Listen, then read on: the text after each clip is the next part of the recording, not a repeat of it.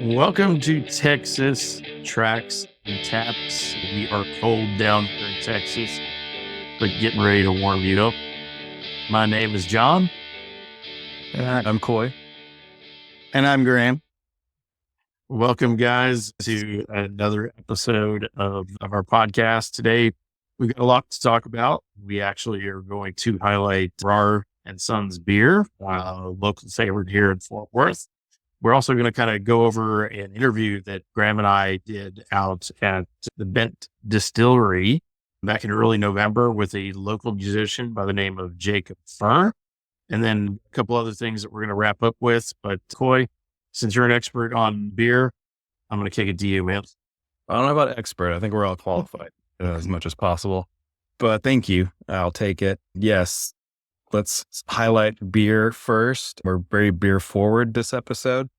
We are all partaking Rahr. Actually, let me get my can here. So Rahr Brewery, I'm enjoying Ugly Pug. I happen to own an Ugly Pug, so it's been a favorite of mine. Looks like you guys both have the Winter Warmer, which is a seasonal, available this time of year and very delicious. Ugly Pug, I think, is the third beer that Rahr ever made, available all year round. But so these guys are probably the first memory I have of Fort Worth beer. They've been around for 20 years, since 2004. So I think that's even before I was really starting to get into craft beer. I definitely was into beer and especially imports and things like that. That's kind of what I considered craft. I might have probably had a craft beer from California, probably an IPA. But I do remember somewhere in the mid to late 2000 aughts, before the end of that decade, definitely had Rahr at some point. Great beer, brewed in that German style. He is from Germany. He learned to make beer over in Germany, went to TCU, graduated from TCU. He also studied at the Seibel Institute in Chicago, which focuses on brewing science, the oldest brewing school in the United States, founded in the 1800s. So he definitely knows his stuff. And he's had lots of brewmasters and help along the way too. Great staff. And just every time I've been to that brewery, it's been an awesome experience. They're very involved in the Fort Worth community as well. And they've been a staple, for 20 years. That's hard to do in this industry. They are highly, highly respected by all of the craft beer brewers and owners that I personally know. And for good reason. I'll let you guys talk about your Winter Warmer, but Ugly Pug is a Schwarzbier or black lager. So that malty, toasted malts, coffee, chocolate flavor profile going on. Very, very good. But how's that Winter Warmer treating you guys? Well, I have a question for both of you. Do they have a taste room? Do they have an actual pub that we can go down to? Absolutely. We need to do that. I've attended a wedding at that brewery. And it's the fastest I ever saw a wedding go to a reception, because we literally were like, they said, I do. And then we just turned around and people were handing us beers. And it was one of my favorite weddings I've ever been to. It was great. That's cool. Yeah, they're down there on the near south side. Yeah, they have a very cool tap room at the brewery there. So we should definitely go check it out. Yeah, the Winter Warmer's great. English style dark ale. Yeah, a lot of just roasty, malty goodness. Very dark and delicious. I really love Winter Warmer. I like to get some every year, especially they do a barrel-aged version, which this is not what we're drinking tonight. But when I see it and I can get my hands on the barrel-aged Winter Warmer, I will do so because it's awesome. But 20 years, you can't, you don't do that by mistake or by luck. They know what they're doing. As Coy touched on, the guy, knows his stuff. And I think so many of, people who have gone on to other breweries have come out of Rahr, so that's something too. All right. Well, moving on from the beer a little bit, we're going to go ahead and kind of talk about Jacob and the interview that we did with him a couple of weeks ago.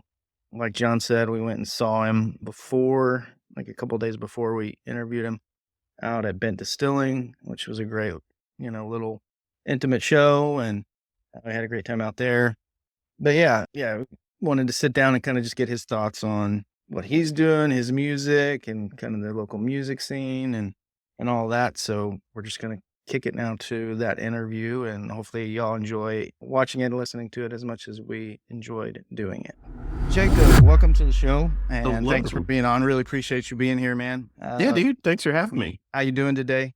I am very good. Been just waiting around all day to do this interview and hang out with y'all for a little while. Stormy Sunday afternoon. I know, right? Yeah, the light keeps changing in here. It's wonderful. I love it. So we got the chance to see you. John and I did, at least out at Bendt Distilling. Yeah, Bendt with a D. Yeah, it was a good time. I was glad we got to go see you out there. And Thanks for driving all the way to Louisville. Yeah, it was a little bit of a trek, but it's a cool place. And, it's been too long since I've seen you play, so it was much welcomed and had a good time. I just want to kind of talk a little bit about, how you felt about that show. You've played there before. How many times have you played there? How long have you been playing there? I've been playing at Bendt since they opened, pretty much. So like pre-pandemic, I think. So probably 2019, something like that. Like it's been a long time. So whenever, I don't remember what date they opened on, but I've been playing there for a really long time. So yeah, it's been a while just hanging out there. That's cool. How'd you kind of get that gig? This booking guy that I know that does like restaurants and stuff, he took it over when they opened, I think, because he's friends with them. And yeah, it used to be like a monthly thing. And then I haven't done it monthly this year, which has been kind of a bummer because I like that place a lot and they're good people. Like they're really just like socially conscious people and wise people. I mean, they made it through the pandemic with a distillery. Like they're good at what they do. And so I like being able to support them and say like, hey, I'm playing here. If you're around close by, you should come hang out and buy some, whatever they've got going on in there. So Jacob, first time seeing you live, great show last night. We kind of chat before we started the interview, really enjoyed it. First exposure to you too, really. Like I'm the guy that I've already kind of claimed on a couple of videos. I'm not from Texas originally, so didn't grow up with a lot of Texas music. So I love discovering new music, and we'll kind of talk about in a few minutes some of the things you taught me last night. Like I actually walked away learning some really good stuff last night. I aim to educate at all of my gigs. Well, I appreciate it. We just went through a video not too long ago talking about how we got started into music and how we, our early upbringing in music. I'm just kind of curious, what were your, earliest memories and kind of your earliest influences in music? I mean, I started playing guitar when I was a kid, like a little kid, because I didn't want to play piano and I was homeschooled. So my mom was like very into like, we have to prove that homeschooling is a valuable education back then. So I couldn't just take regular guitar lessons. I had to take classical guitar lessons. So I took classical guitar forever. So learned how to read music on the guitar and like studied with all these guys. Like, it was great. It was a good time. So that was my first like foray into the guitar. And then, prior to that, it was just like church music. And then after a while playing classical, ended up, playing at church and all that kind of stuff. Pretty typical intro point around here for people to play music and to write songs. It's like, play at church, get involved with the band there, and then, realize like, cause it's a good safe space to learn how to do it in and how to like, put music together and how to, sort of front a band, I suppose, in a lot of ways. So yeah, that was my first intro to the whole thing. And then it's, it's been going ever since then in lots of different avenues and have ended up doing lots of different things that I didn't expect to do originally. And, it's been a good adventure that those classical guitar lessons got me on. So I'm curious, did mom and dad have anything, laying around the house music wise? Oh yeah. My mom taught piano. She was a piano teacher. Yeah. And my dad didn't play anything. He always wanted to play drums when he was a kid, but his parents never bought him a drum set. So he actually, when I was in high school, he bought a drum set at a garage sale and brought it back just because he was like, I just want to play drums in the house when y'all aren't around. And it turned out that my sister ended up like taking over the drum set, and she became this like, she like went to Turkey. She played all over the place, like all over the country doing like worship music on the drums for all these like women's conferences and stuff.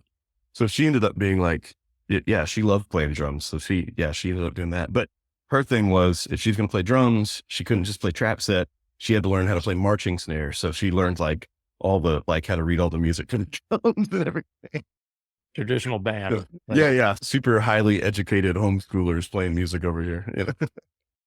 And who were, I guess outside of your family, like who were some of your, and I guess outside of the church, the strongest musical influences that you can remember? Like who were you really into early on? I mean, as a kid, not a whole lot outside of the church because it was definitely during that period of like, we weren't trying to allow sort of influences inside the home or whatever. So it was a lot of church music, but by church, I mean, I had this conversation with somebody a while back, like that I didn't know it at the time, but a lot of that Christian music that was being made that was coming out of Nashville in like the 90s and early 2000s was deeply connected to like the rest of the songwriting world and the production world and like country music and gospel and all of these other different things. So all those people were working and writing in Nashville and doing all this stuff. And then like the product that I was consuming was like very much a Christian music sort of CCM world of things. But the people that were playing on those albums and were writing those albums and were producing them were like doing all kinds of stuff, which I only discovered later on. And that kind of like turned me on to a lot of different stuff. Like Madera is one. Oh shoot, I just hit my mic. Sorry. Phil Madera is one of them.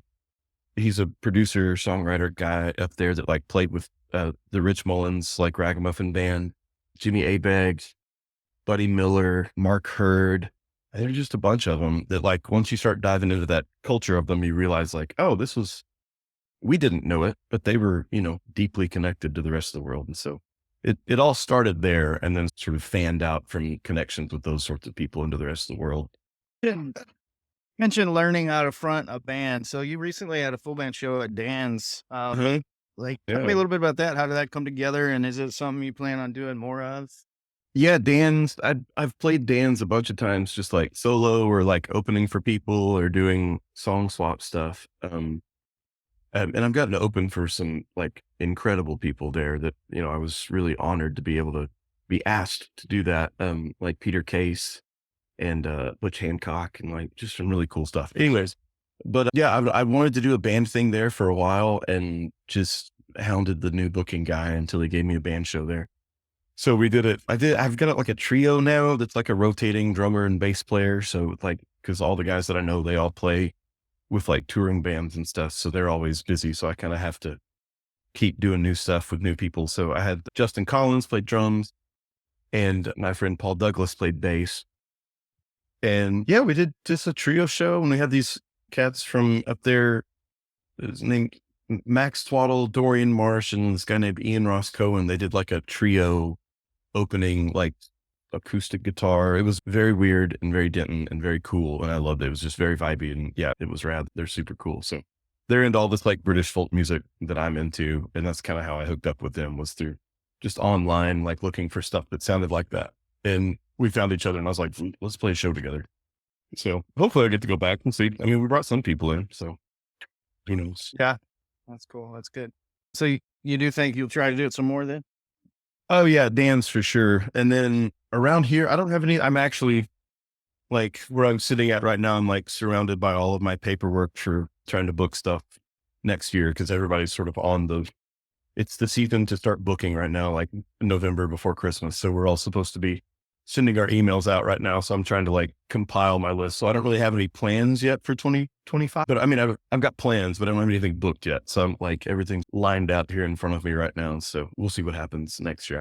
I haven't really booked anything up yet. So, but hopefully, I mean, I always do. I have been doing it for a long time. So something always happens and something always comes down. I figure stuff out, but I'm currently in the middle of the process of putting that all together. Kind of want to get in a little bit about like the state of the local music scene. Like, how do you feel the state of like the Fort Worth or DFW, and on a larger scale scene is? How do you feel like the health of it is right now? I mean, that's a broad question with a lot of different answers depending on who you talk to. I think like lots of people have lots of different experiences with it right now. For people like myself that have been doing it for a while, it's I don't know. It's just a very established thing. So like we have our gigs and we have our connections and we can sort of do what we've always done. And so it's not, I don't think there's anything like falling apart on that side of things at all. And we've had some venues close, but in all honesty, that didn't really affect me that much because I don't do like a rock band thing necessarily. So I don't need like a venue, like a bar venue to make my thing work, But for a lot of bands, I mean, they did need that. And so that's, for them, that's probably a big issue. But yeah, I don't know. I think everything seems like it's experiencing a sort of regrowth into something that we don't know what it is yet. Because there's a lot of new people. Yeah. There's a lot of new energy. There's a lot of new money that's coming in.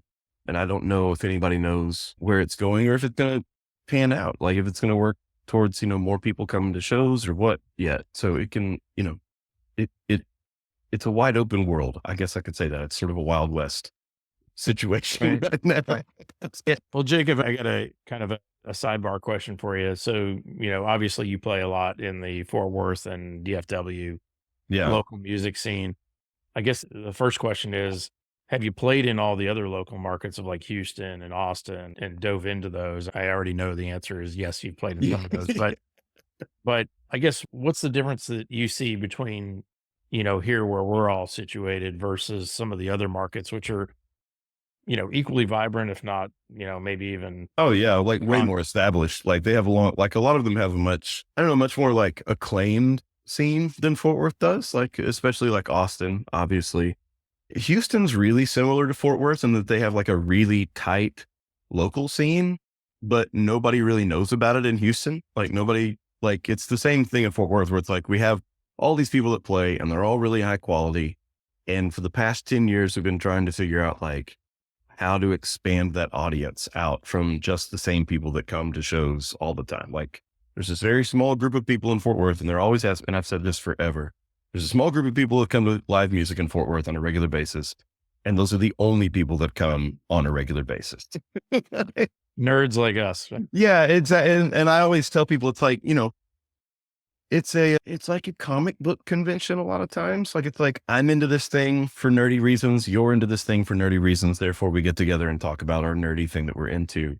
Then you have, that's one way, that's like one level of thinking about it. But then you have like these other people that have made it into a bigger product for a wider audience. Your Leons and Abrahams and Grady's and, who's the two girls that went to Nashville. Anyways, regardless, there are people that have made it into a wider net of things. And I think I don't know, I'm of the mind that's up to the artist to do and not necessarily the scene thing, right? So, if you're happy playing for 100 people, that's good. And you should be. That's a great thing that you can connect with those people. But yeah, as far as like other scenes, it's pretty much the same thing. Like everywhere I go, I'm like, oh yeah, you could move here and it would be the same exact, like culture of music that it is here. Like Austin, I don't know, Austin, I've been told that like they have a more dedicated fan base there, that like, people go out to live music as part of the culture there. And I suppose that's true. I've seen that happen for some people. And then I've seen other people go down there and struggle and do the same thing. So, but Houston specifically, Houston is exactly like Fort Worth. Like it's like, there's a small group of people. They go out to see local bands. Unless it's some big name thing, they're not going to get out of town for it. But they have like all these clubs and it's wild. Houston's cool because it's got all these different little things, but each one has its own little community and they don't really seem to like sort of cross pollinate with each other. And I guess the next question that I was going to ask you is, outside of the DFW area and staying Texas based, that's kind of where, the three of us are trying to stay focused. Yeah, for sure. Who's been your favorite collaborator outside of the DFW area that you've played with that you say, man, I love working with that person? The person that I talk to probably the most and play the most shows with right now is my friend Gabe Wooten from Galveston. He and I don't know, we hit it off years ago through our friend Larry Hooper. And Gabe had known Larry for years from like A&M days and stuff like that. And so Larry introduced us, and then, we've just started playing shows together, and we did a bunch of stuff at Old Quarter, and I've had him come up here and play a bunch of stuff with me at the Preservation Hall and Post. And so, I love playing with Gabe. He's like one of my favorite just people, period, to be with. And then, he's got people from out of state, because I had this residency where I was like bringing in all these people from out of state. So I had so many people like, they're like, oh, this is so cool. But if you want to stay in Texas, the other person would be this guy named Pat Byrne from Austin that I played a couple of things with. He moved here from Ireland a while back and like has really taken off in the Austin thing and in the sort of folk music world. So we've played a couple of things together and it's just fun to play with him just because I was getting into like Irish music at the same time that he like showed up at the Post. And so we just took it off from there and it was great. So, but yeah, I would say that as far as Texas goes, Speaking of Irish music, that's a good segue. oh yeah. Yeah, for sure. Into what from last That's a good night, segue into the Paul Brady incident from last night's weirdness. Yeah. Yeah. Met that. I mean, so I truly didn't talk think a little that bit guy about was, that. yeah, I was playing Lakes of Pontchartrain. I guess I'll tell Coy this story since y'all were there. So Coy, I already heard a little bit of it, but last night at I was told it was a my great gig, story. Coy, I was playing. I wish I could have been there. Yes. It was weird. I was playing this like really, it's a folk song. It's a folk song from the like 1800s, like post Civil War pretty much. And I mean, that's just why I don't make very much money in tips at my gigs, obviously. But I like turned around at one point to like look to my side for some reason. And this lady was like videotaping me singing that song. And I was like, oh, this is weird. Like this is going to be what's going to happen. And then as soon as I got done, her husband came up and was like, hey, does a great version of Lakes of Pontchartrain. Do you know who does the most famous version of that? And I was like, yeah, Paul Brady does. Like, duh. You know, if you know that song, you know that Paul Brady does the best version of it and is like known for his version. And he was like, yeah, that's my uncle. And I was like, what? Like, because Paul Brady is this like legendary musician from Ireland, like just one of the greatest guitar players, incredible songwriter, like really distinct voice, like just super important musician from Ireland. And I was like, your uncle is Paul Brady? And like people, you know, talk a lot of BS sometimes. And so I was like, yeah, sure, whatever. Like, we'll see what happens. And then sure enough, his wife like pulled up all these pictures from when they were at Paul Brady's house last year. Wow. And we're like, here's our niece with hanging out with Paul in his backyard. And here's a picture of my husband's mom. That's Paul's sister. And I was like, this is insane. Yeah, it's so super weird. Yeah, that's the second time something like that's happened recently too. Because a couple of months ago, I was in Dallas playing at this place called Jack Ruby's Saloon, and I was playing a Richard Thompson song, and this guy came up and was like right in front of me, videotaped me the whole time, and I was like, "This is weird." Like, but clearly a Richard Thompson fan, so that's rad. Like, we'll be buds then. And I got done playing, and he was like, "Hey, my name's Paul Mitchell, I think was his last name." And I was like, "Okay." And he goes, "You don't know me?" And I was like, "No, I don't." And he's like, "I played harmonica with like the last iteration of Fairport Convention back in the day." And I was like, wait, what? And so sure enough, looked this guy up and he had played harmonica with Fairport Convention after Richard Thompson had left Fairport Convention. But like he was buds with the original bass player and like all these people. He's like, yeah, I'm sending this video to like all the folks in Fairport Convention right now. I was like, that's really weird. Crazy. That was another one where I was like, is this guy really full? And then I looked him up and I was like, sure enough, there he is playing harmonica with Fairport Convention. So it's wild. It hasn't panned out into any sort of like, hey, come over and play with us or anything. But that's just probably because I need to learn how to play those songs better. You should, hit him up and say, hey, you got to hook me up with Paul, you know? Yeah, right. So last night when you made mention, I think you were talking to them, you said that, Paul Brady's like top 3 for you. Who are the other two? Oh, yeah.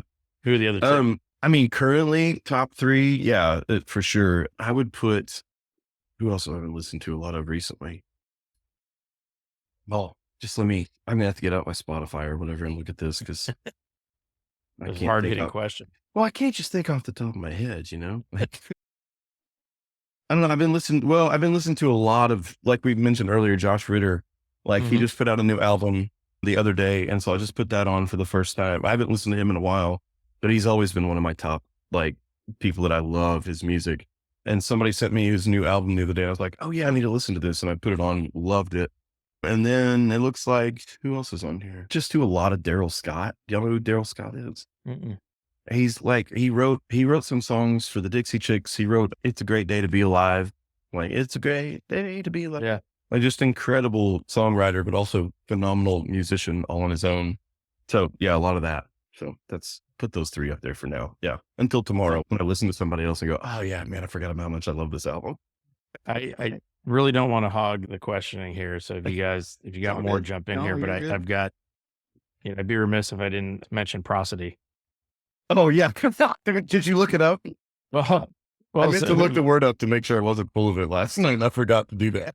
Jacob ruined a song for me. Well, he didn't ruin it. He taught me a lot. He taught me a lot last night, but then he ruined a song that I wasn't a huge fan of, but knew it from my youth. And Coy, I'll share it with you since you weren't there last night. But you brought up the term prosody, and I didn't even know how to spell it correctly. But I spent like an hour when I got home talking to my wife and my mother-in-law about this, and walked him through the song. What is it? Hey, I Want to Dance with Somebody by Whitney Houston. Yes. So in my head, that's just a pop, like bubblegum fun song. And Jacob came up to me and said, "What last night?" I was like, well, yeah, but the music doesn't match the lyrics at all. Which is like, well, I'm no fun at parties to hang out with because they're, But it's true. Like I went and looked up the lyrics, and I was like, man, that's like a super sad it's song. a bummer. Yeah, it's a bummer. I used to cover that song for a while until people started asking for it. And then I was like, I don't want to become I want to dance with somebody guy. But I would Right. do this like slowed down, like indie sad boy version of it just to like, and people liked it a lot. Like they were like into it. And then I was playing a gig, sort of like the same thing last night. Somebody came up and was like, oh, are you that guy that does want to dance with somebody? And I was like, no, that's not me, man. I don't know who you're talking to. Not anymore. Well, That's awesome. I'd love to hear that cover though, sometime. I need to break that. I haven't done it in a while. I don't even really remember. It's remembering the lyrics for me. Like I can remember the chorus, but the verse lyrics, I'm like, I don't remember how the verse goes, but You touched on something. There was a question that I had, and I'm the same way. I love the juxtaposition of either sad lyrics with upbeat music or vice versa, where you're just like, these don't match, but it works and I like it. So, I mean, just so on that note, when it comes to your own songwriting, can you walk us through like your process when you write a new song? What does that look like? And I have a part 2 after you've answered that. Okay. Yeah, for sure. Yeah. Process wise, I'm a really slow writer. I take like a lot of time, and I don't write I'm not one of these people that like sits down and writes every day or does a bunch of writing exercises or anything. I just wait until somebody tells me a story or I have a strong enough emotion about something to like sort of sit down and start to think about it. But usually I start with like just playing guitar for a while, and I'll, start with like the TV on and just sort of like I don't want to call it meditative, but just zoned out guitar playing and just letting my hands like connect to different things and see what's going on. And then once I find something, that's interesting enough on the guitar, then I'll be like, oh, okay, let's, try to put words down to this. And then once that first draft of something's done, it usually sits for a really long time in that first draft version until it sort of gets picked up later on. And I hear something else and go, oh, that would be a good idea for that song. Or, oh, another set of noodling around goes, oh, this would be cool to put in here instead of this. Or, I love arranging songs. So I love that idea of like we were talking about, like taking the lyrics and maybe putting music that fits to them. But then also I love like hearing different styles of music and going, oh, what if I didn't think to play in that rhythm? Like, what if we do this with these lyrics that are already written and sort of like mess around with that? So yeah, that's the process in a nutshell. Yeah. And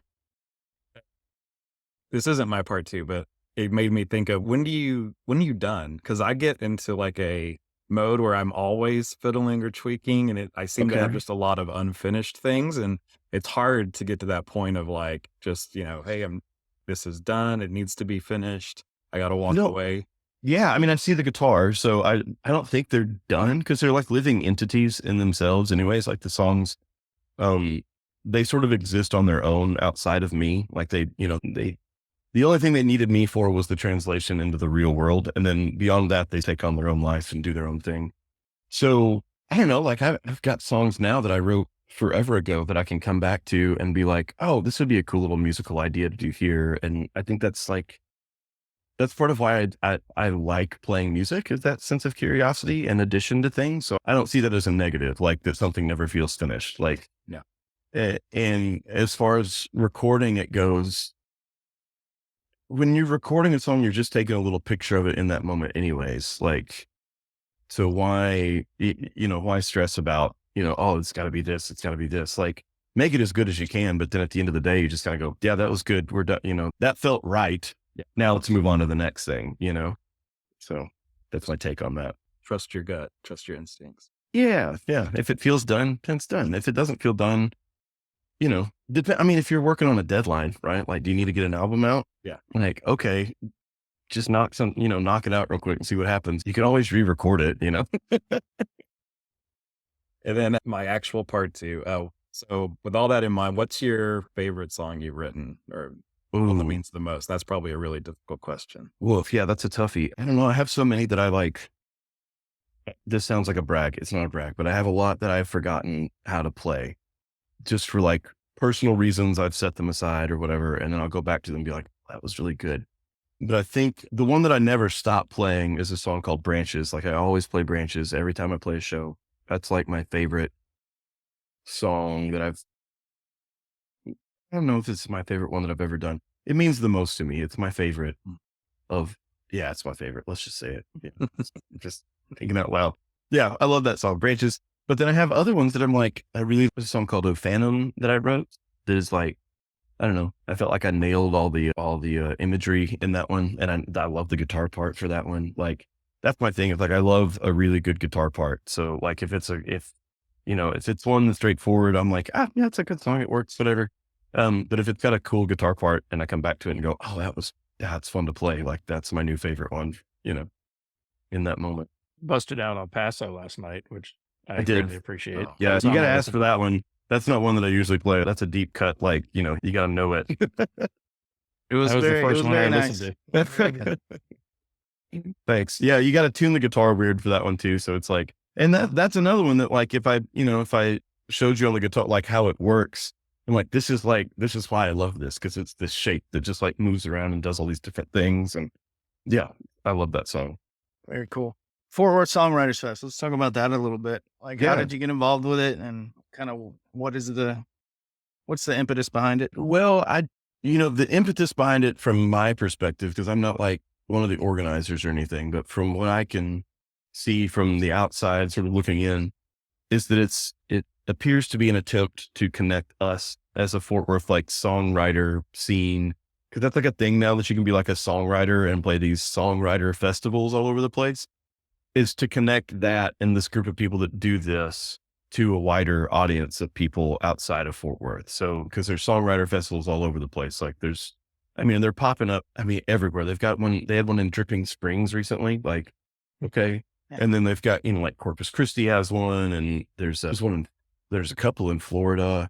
Like, they do them as like, I don't know, they're celebrations of songwriting, but then I think they're also tourism advertising stuff too, a lot of times. Mm-hmm. Anyway, it's another reason to have a festival, basically. Yeah. For a lot of places. So I think that's what this one feels like, is that it's sort of our attempt to connect to that world of songwriting festivals and bring people in that play on that circuit, and then also be able to send people out that, are deserving of playing on that circuit and could be, and really wouldn't have an in otherwise. But that's just some good exposure for those. Yeah, it's a lot of good exposure. So that's my take on it. But I think Keegan McEnroe's heading it up, and then Brooks from Athlon is also doing a major part of the booking.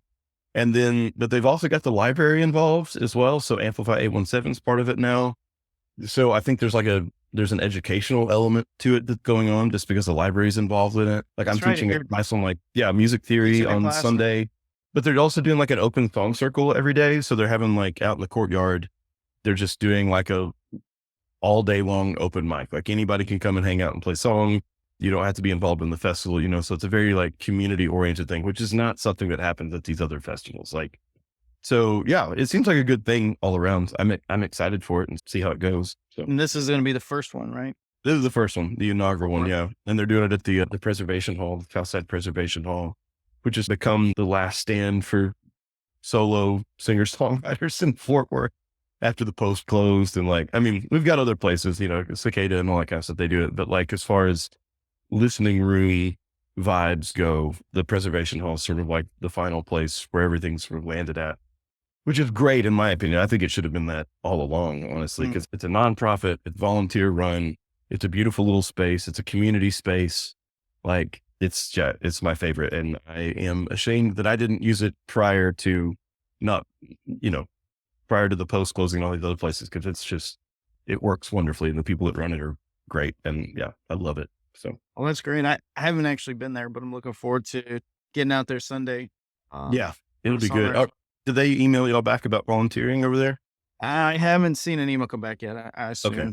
maybe it'll be I'll bother Monday them about or it. I'll something. bother them about it. So y'all can get out there and help out and get a day Yeah, pass. I think hang out. that'll be good for us to get out there and volunteer and get involved. So Yeah, absolutely. Well, yeah, and y'all can meet people too for the Yeah. podcast. Like, find some other folks to interview and talk to. I'll hook you up with whoever I can over there. So excellent.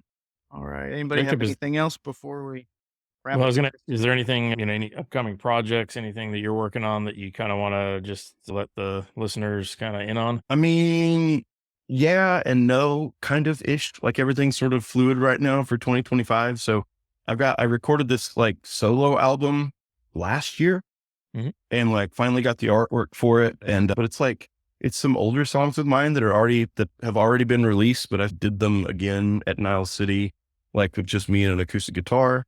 And then I put some of the older folk songs that I'm into on that. So I don't know if that's going to come out next year or not. I'm going to try to do it if I can. That'll come out. But then the main thing for me is like just people signing up on my email list is like my big push right now. Like, cause everything for me is so fluid. So like month to month, it can change. I can be like, oh man, I just got this really great thing. Like, please come over here and do this. So that's my big thing is like signing up on my email list right now. I'm just trying to get as many people over there as I possibly can. So JacobFurr.com, right? yeah, you go to jacobfurr.com and there's I think it's under the contact tab. It should say like subscribe or whatever. And yeah, if you go there and do that, that would be awesome. And yeah, I send that email out on the first day of the month, every month. So before I post about anything that's coming up, or I try to save up all my announcements and all the, whatever I want to talk about. I'm putting it all in the email so that I don't have to put it on social media at some point. So. Well, I'm embarrassed to say I have not signed up yet, but I will sign up. Well, I got to put a plug in though, like my favorite music medium. Like, I don't know if you're thinking about pressing on vinyl. it's too expensive, man. It's I so know. expensive. It's I so know. expensive. I think I have like $1,500 in my bank account right now. So it's like, I know. like it's, I would love like this, especially this folk album. Like it would be awesome to do it. But part of that is like, it's cost prohibitive and I'd have to get it mastered a different way than it's mastered right now. So I got to pay the guy for the mastering and then pay the guy for the new artwork that's like sized for the thing.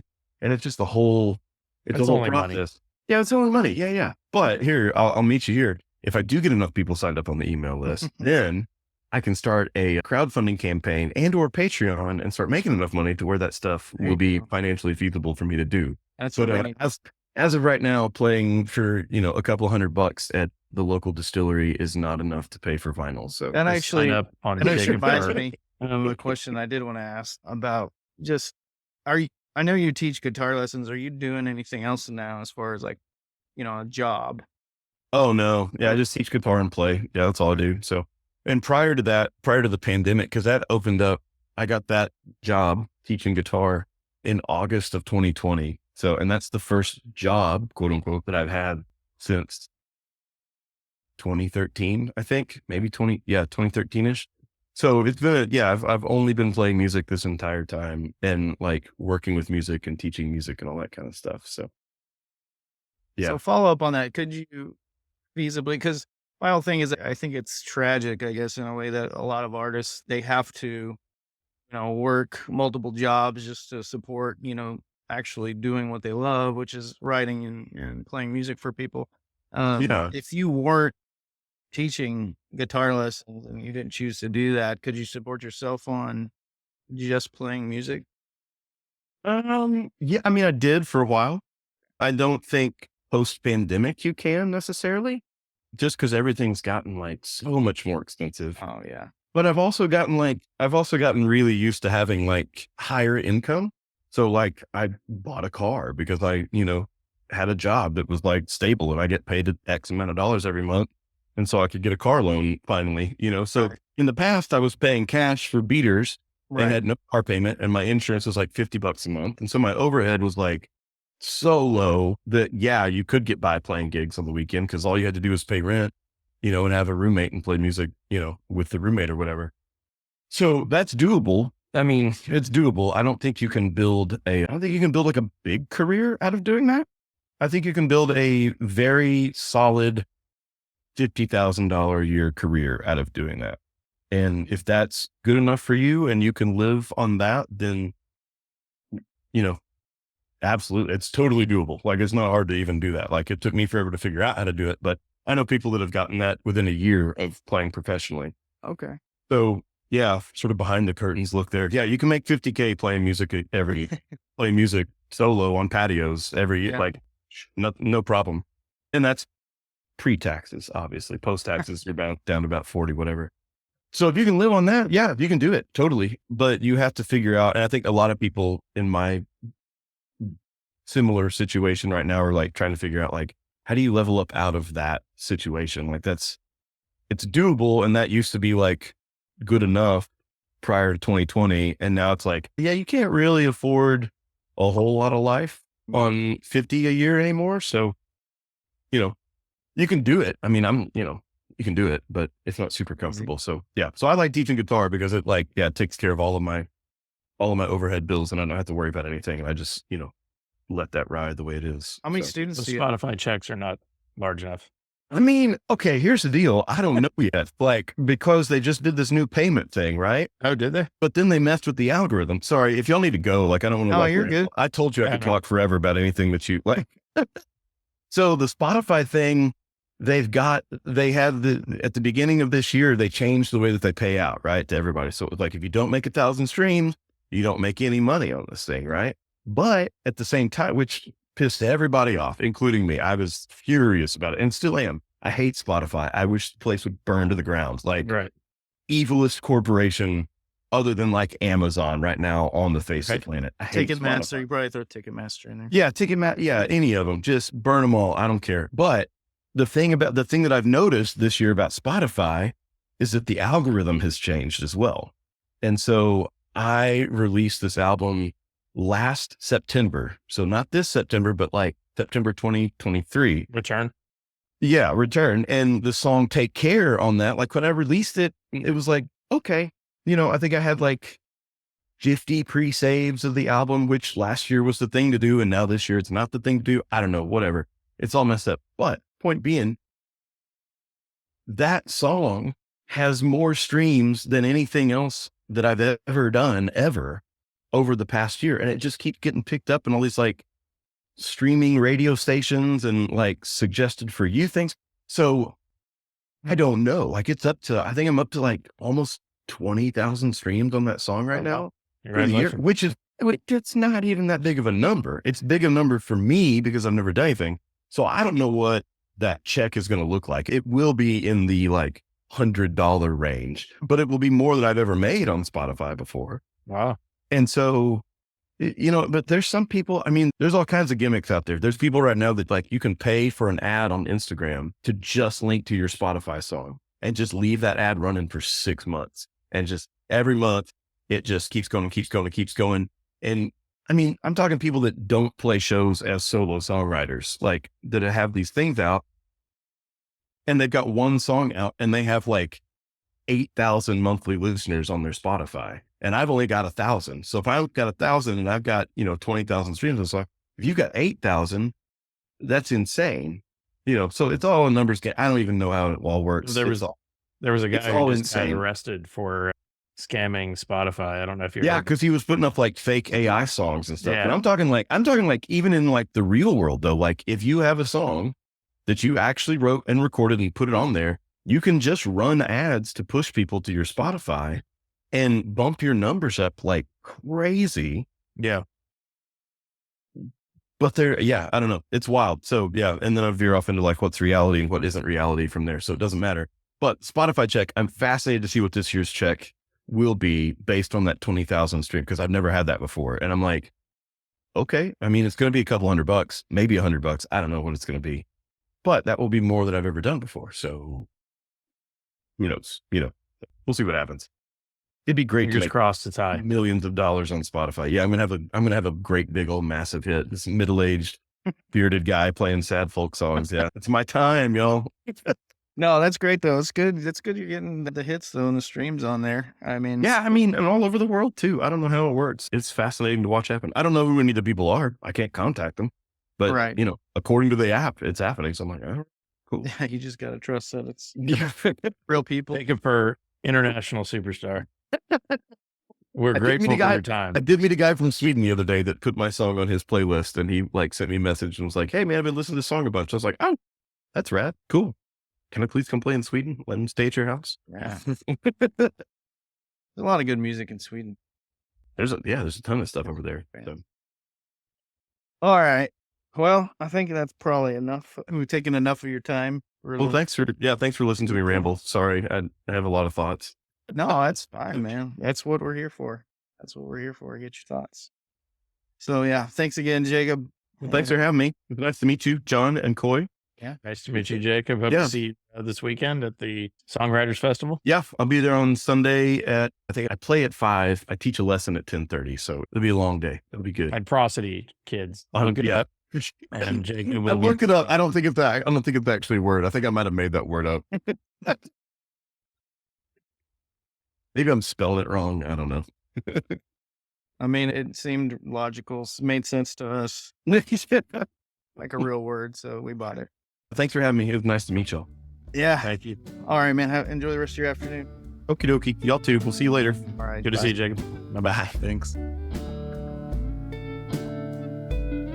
We'll take care of the things that get left behind. Don't let them fall beneath the dust of time.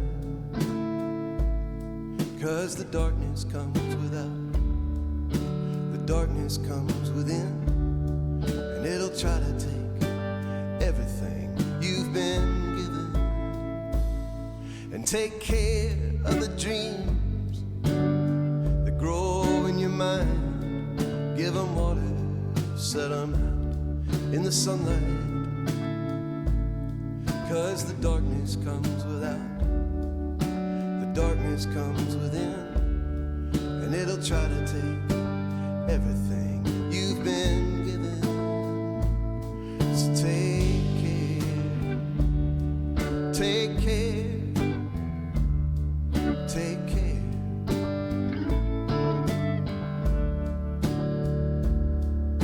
And hold it all freely, let it go easy.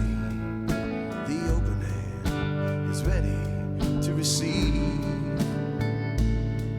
Yeah, hold it all freely and let it go easy. The open hand is ready to receive.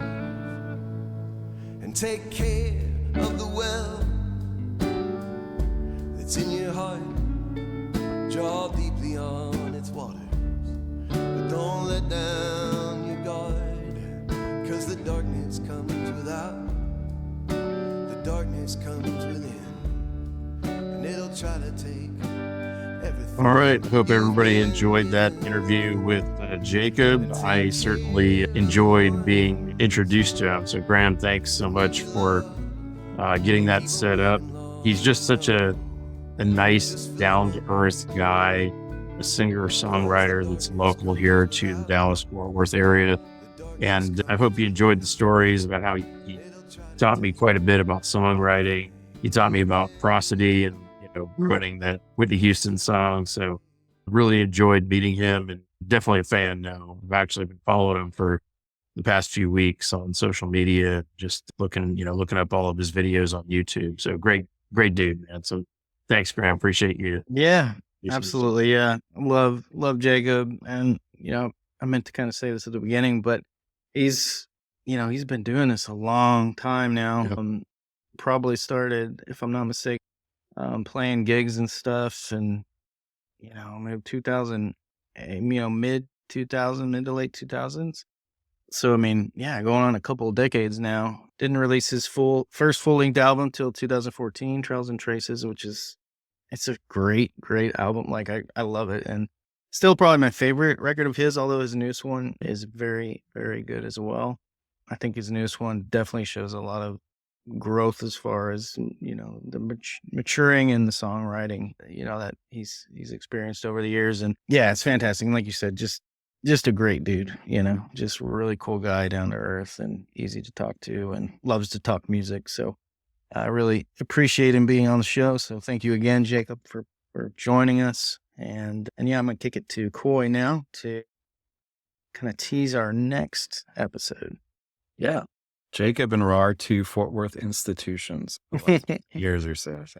But yeah, so next episode, we are going to look at, we're getting close to Christmas. So we're going to look at doing some Christmas themed episode. And also, we have not forgotten, John, your assignment for Graham and myself to check out Lightnin Hopkins. We just did not have time to give you our book report on that yet, but we will definitely be doing that next episode as well. But yeah, anything else, guys, before we sign off? Nope. I think we left it all on the table. We covered it all this time. Great job to the three of us. Cheers. Cheers to Jacob, to Fritz, Rahr, Mars, thank you. everybody. All right, see you next time.